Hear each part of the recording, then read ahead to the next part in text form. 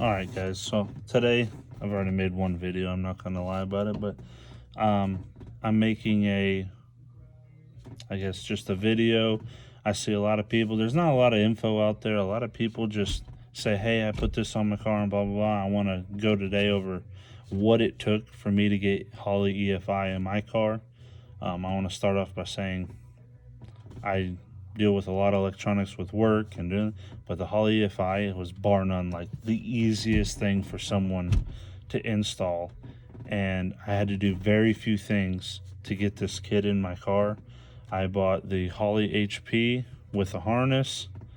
I got the 3.5 dash, which is right here. I just use it for whoever's riding shotgun at the laptop before doing quarter horse tuning. I have them watch it just so they can add whatever they want to watch along with logging it on the laptop. This is also live tuning. You can tune off of the Pro Dash because this is the 6.8 Pro Dash. The Holley HP is behind this panel, which by the time I get done making all these videos, I should be super good at getting this in and out. But there's my Holley HP. I do need to fasten it down, I understand that. I'm just getting excited to drive my car around before winter. And this little fiberglass panel, really nice. So what it took to get the Pro Dash and the Holley EFI in there was, so when you delete your gauges, we'll start in here because I'm already sitting and I'm fat and I don't like to move around. But so the Pro Dash, what it took to get in here is I deleted all of the factory gauges. And when you delete the factory gauges, the only thing that I've seen that's kind of a pain in the butt is, one, your fuel level. You delete your fuel level. There is ways, there is a wire for fuel level senders. You can wire it up and then change the ohms based on whatever the gauge. I know people personally that have done it. I'm just lazy. I plan on getting a fuel cell, then wiring it up. But the only other thing I had to do was I run the power and ground and the CAN bus to the Holley HP harness. That's brainless. Hopefully everyone can figure out a power, a ground, straight to the battery, and then the CAN bus just is like a little USB connector, plugs right in to the Holley HP harness.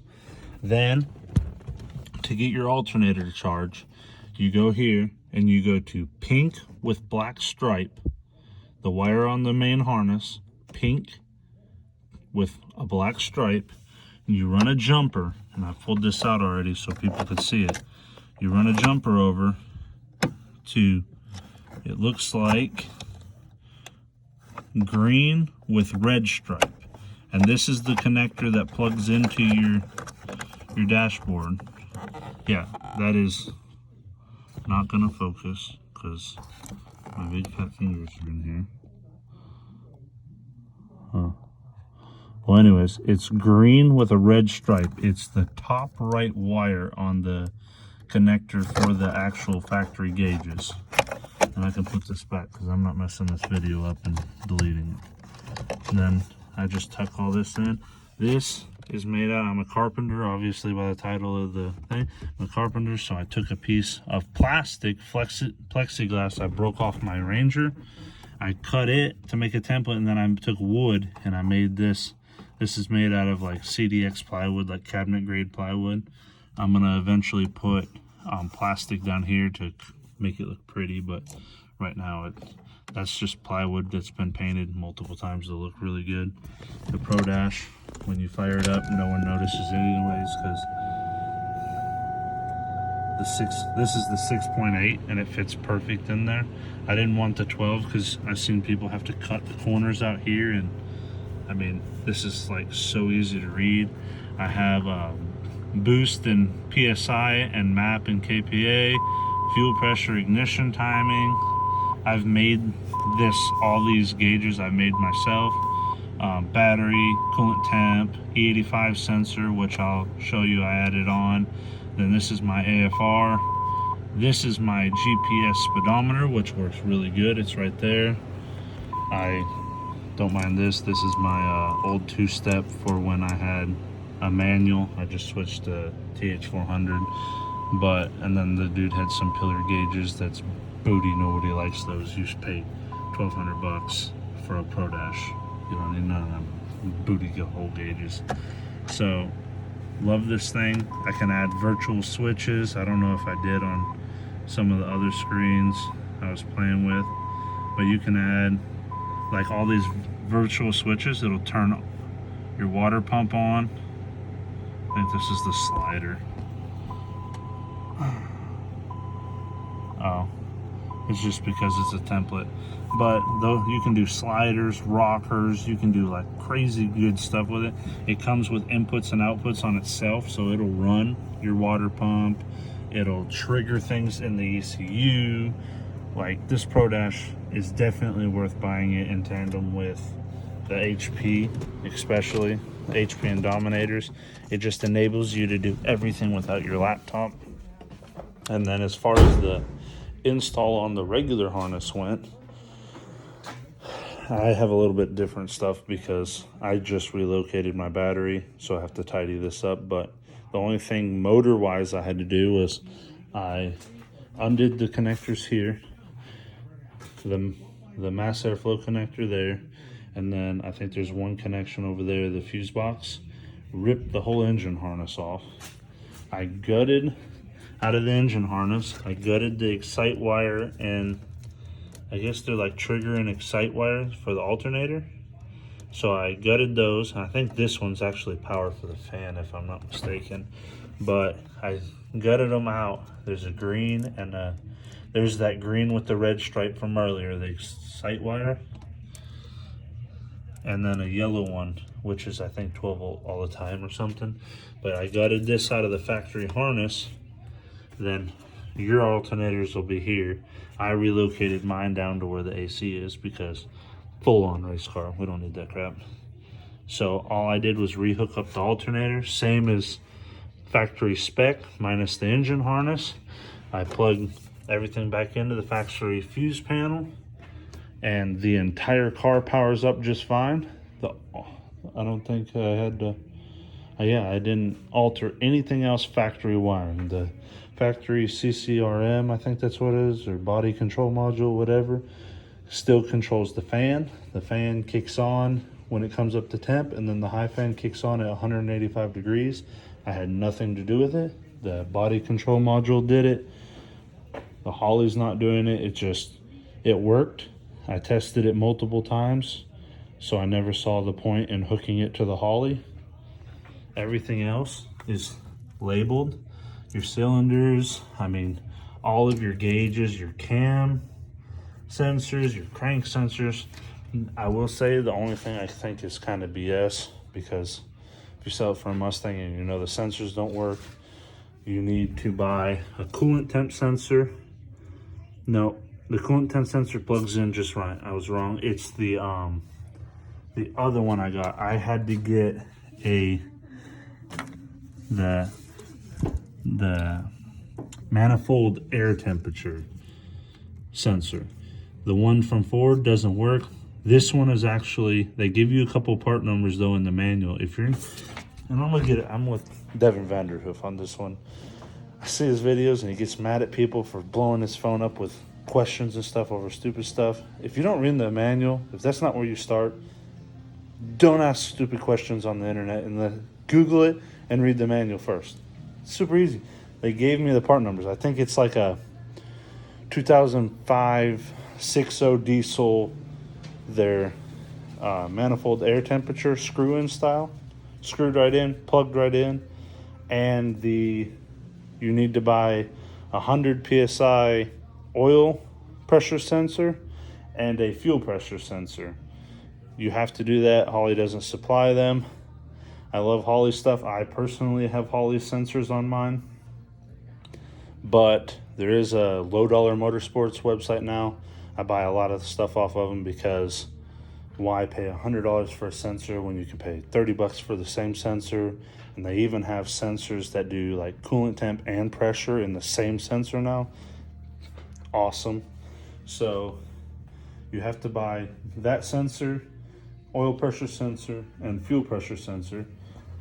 I run a return style, of course, but that takes care of everything in the engine bay. Everything else was plug and play.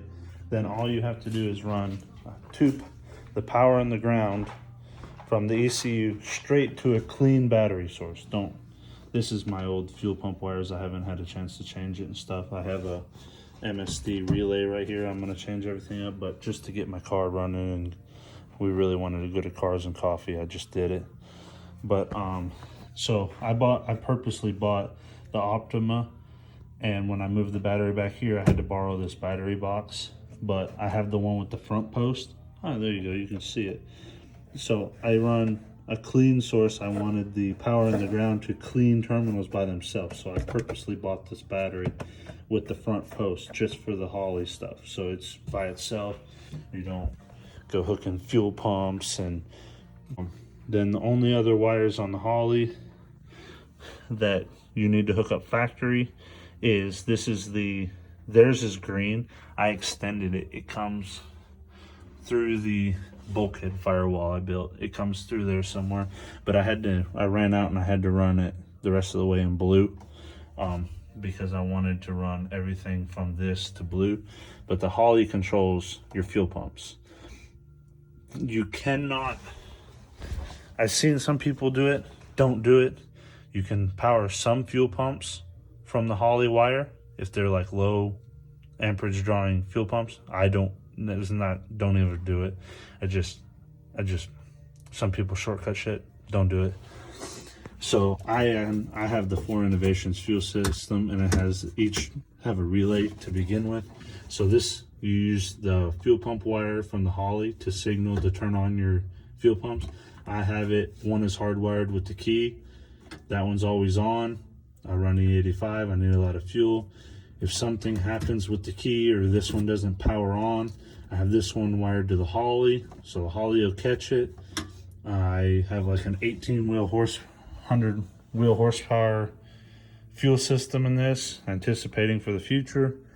I'm never gonna make 1800 horsepower. I'm not John Mahovitz here. I don't have millions of dollars and put Mustangs in the 5s, but the fuel pumps, I went overkill. I love it though. Don't really have an issue. I think I'm at 30% duty cycle or something, so the Holley will catch it and have plenty of fuel so I don't burn my motor down. And other than that, really, Holley wise, all you have to do is go on there. They have a selector, it's global files. Click the global file that pertains to your car or your setup, and then upload it to the ECU, and it'll get your car running. Now, don't go ripping on it, especially if you're boosted. Don't rip on it. Go take it and have it calibrated by a real tuner. I know a lot of people are garage tuners. Me, I've tuned my car after the dyno people.